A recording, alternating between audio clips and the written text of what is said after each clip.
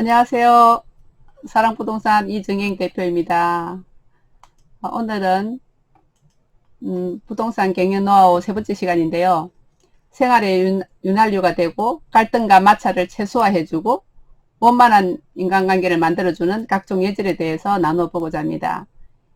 예절의 근본 정신은 인간 존중이잖아요. 그래서 인사예절은 관계를 부드럽게 하고 또 미운 사람일수록 쫓아가서 인사하고 그렇게 함으로써 그 쌓인 감정을 없애기 때문에 윤활유 교수를 한답니다.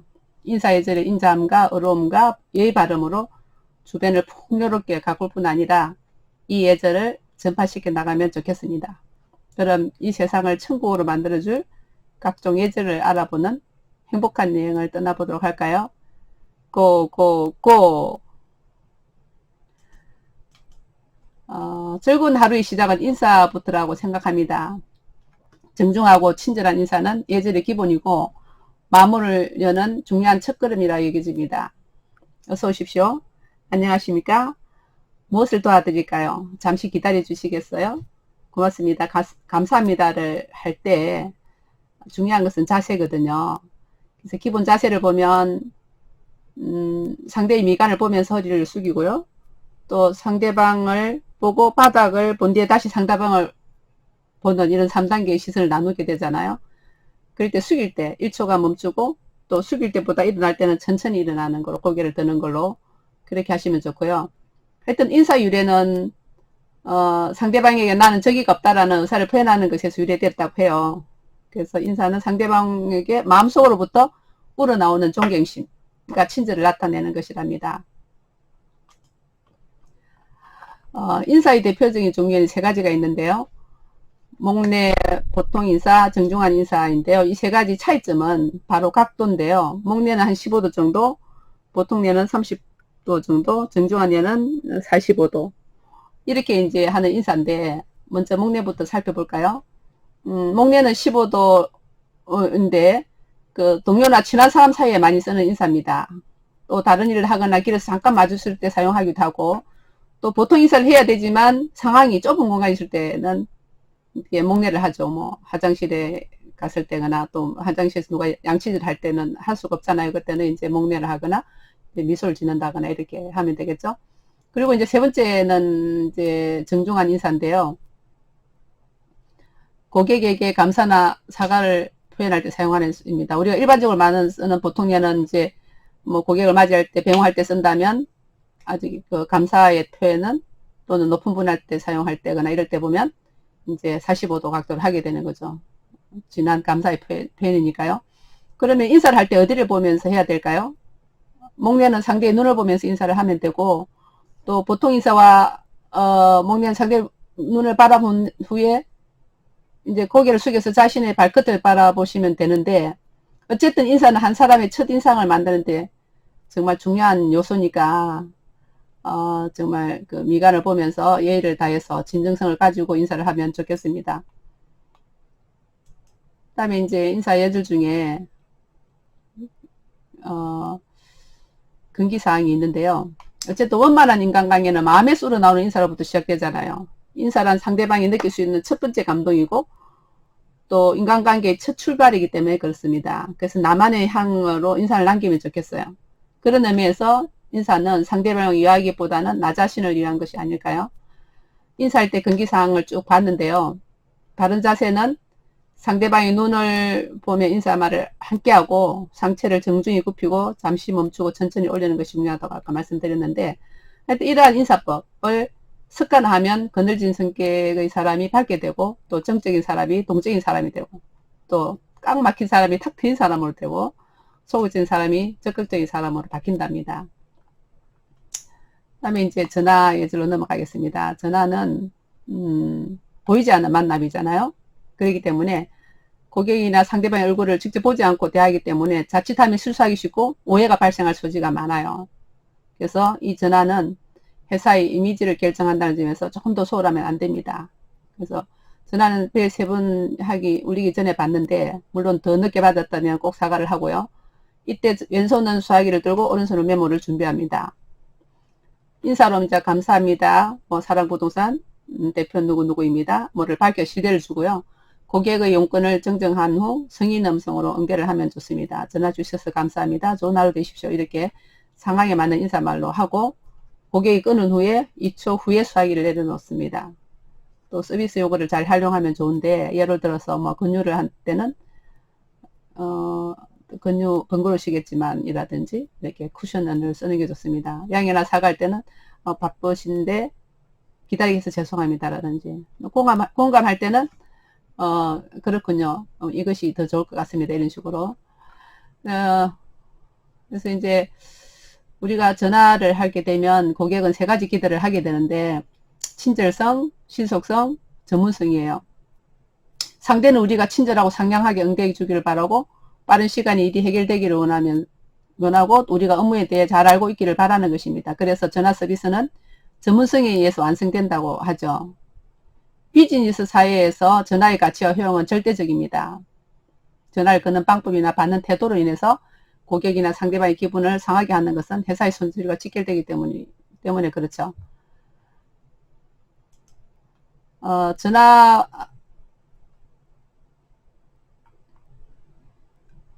그 다음에 이제 전화 서비스의 세 가지 특성별 문제점인데 전화 서비스는 첫 번째 보이지 않는 만남을 이루어지죠.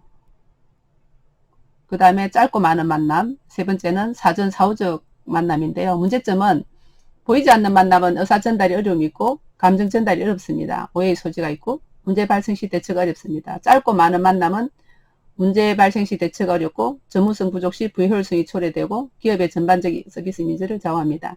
사전 사후적 만남으로 직원들이 소홀해지기 쉽죠. 약속 불이행을 하기가 쉽고요. 문제 발생 원인을 찾기가 어렵습니다. 전화를 받을 때부터 끊을 때까지 5가지 단계의 접점으로 이루어지는데 각 단계별로 5가지 접점 포인트를 통해서 세련된 통화를 할 수가 있어요. 전화를 받을 때 수화기를 드는 순간 이제 상대가 마주보고 있다고 생각을 해야 되고 또 둘째 처음 드는 순간 상대가 마주보고 있다고 생각하면 사게 되니까 처음 15초가 내 전화 통화 이미지가 된다는 것을 기억해야 합니다. 그 다음에 셋째 이제 여러분을 통해 회사 이미지가 만들어진다는 것을 꼭 기억하시고 또 여러분이 회사의 얼굴이라는 점 이것도 기억하시고 또 그 목소리만으로 상대에게 여러분의 정성과 느낌이 전달돼야 됩니다. 그 다음에 이제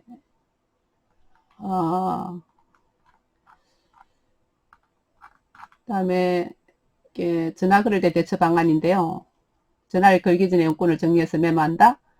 또 전화번호를 확인 후 다이얼을 누르고 상당히 놓으면 자신을 먼저 밝힌 후 상대방을 확인하고 간단한 인사말을 한 후 시간, 장소, 상황을 고려해서 용건을 말하면 되고 원하는 상대가 없을 때는 메모를 부탁한다.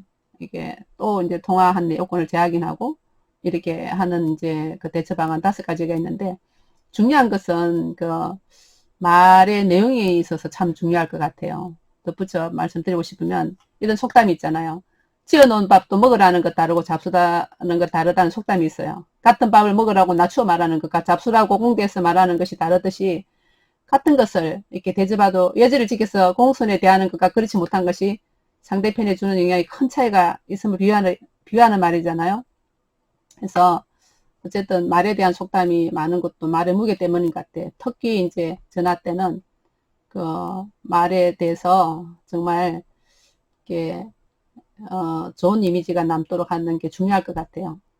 해 밑에 도끼가 있어 사람이 자신을 해치는 데 사용한다는 속담이 전해지잖아요. 그만큼 말이 재앙을 불러올 수 있으면 경계하라는 뜻인데 이런 말이 오르네요. 말에 대한 이야기를 하니까 1년을 살고자 하면 곡식을 심고 10년을 살고자 하면 나무를 심고 100년을 살려면 참된 덕을 베풀라는 말이 있어요. 이게 친절한 말은 짧고 하기 쉽지만 그 울림은 진한 감동으로 무궁무진하대요. Kind words can be short and easy to speak, but their echoes are endless. 그러니까 정말 진한 감동으로 전화 예절에서 말을 잘함으로써 회사에 좋은 이미지를 남길 수 있는 그러한 이제 전화 예절을 갖추면 좋겠습니다.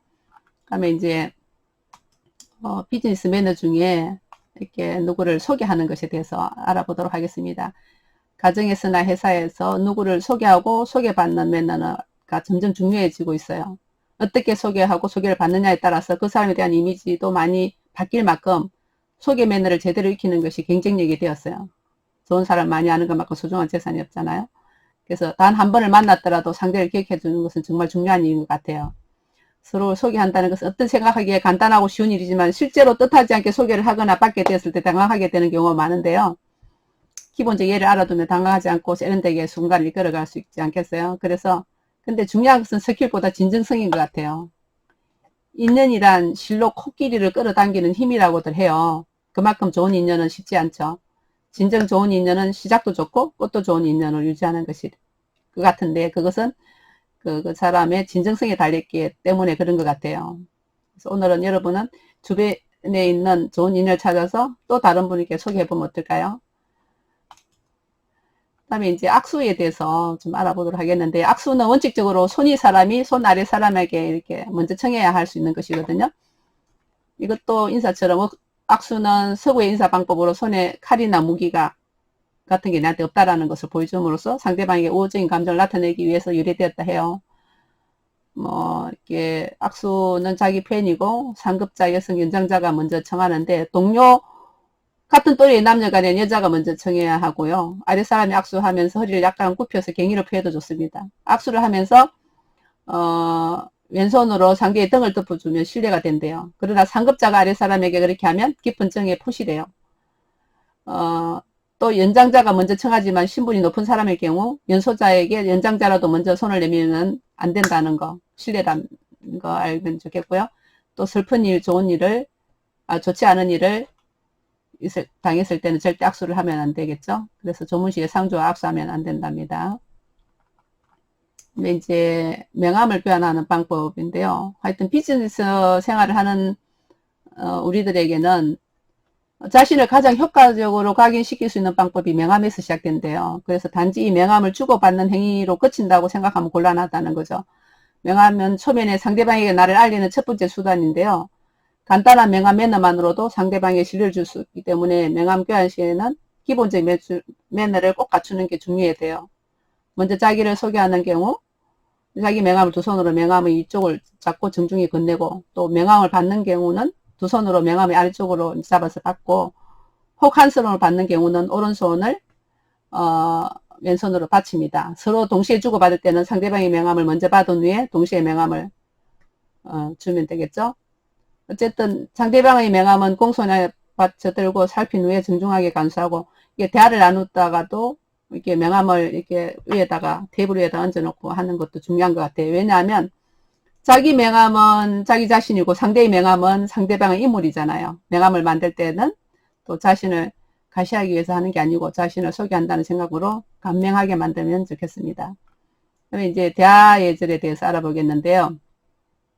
대화의 기본은 상대방의 입장에 서보는 것이거든요. 대화 예절은 입장을 바꿔보는 것이고 또 허물을 덮어주는 것이랍니다. 역지사지이지요. 상대방 입장을 바꿔 생각하면 회의되니까 이제 잘 듣기가 중요한 거죠. 상대방 이야기를 끝까지 경청하는 거. 또 맞장구를 쳐주고, 그러다 보면 자연히 몸이 상대 쪽으로 기울면서 관심을 표명하게 되겠죠. 중요한 사안일 때는 이제 메모를 하고 확인을 해보면 되겠고요. 대화 예절의 기본은 어쨌든 표정 관리인데요. 시선을 상대방의 미간이나 코를 봅니다. 눈 표정에서 미간을 왜 바라보라고 하는 걸까요? 미간은 마음을 여는 곳이라고 해요. 미간을 보면 마음이 편안해진대요. 그래서 상대방이 미간을 바라보고 대화 시간의 절반을 이렇게 바라보면서 하면 상대방이 그 마음과 이런 것들을 열고 이제 편안하게 대화를 나눌 수 있겠죠.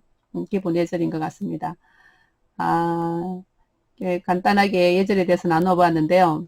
조동아 시인의 나나 꽃피어를 낭독하면서 시간 마치도록 하겠습니다. 나나 꽃피어 풀밭이 달라지겠나고 말하지 말아라. 내가 꽃피고 내가 꽃피면 결국 풀밭이 온통 꽃밭이 되지 되는 것 아니겠느냐. 나 물들어 산이 달라지겠냐고 말하지 말아라. 내가 물들고 너도 물들면 결국 온 산이 활활 타오르는 것 아니겠느냐. 정말 좋은 신 것 같아요. 왜 깨진 유리창 법칙이 있는데요. 건물 유리창 하나가 깨지면 그 건물 유리창이 모두 깨지는 것은 순식간이라는 얘기인데요. 하나쯤이야 나 하나쯤이 어떻겠어라는 생각이 전체를 표로 만들어버린 사건입니다.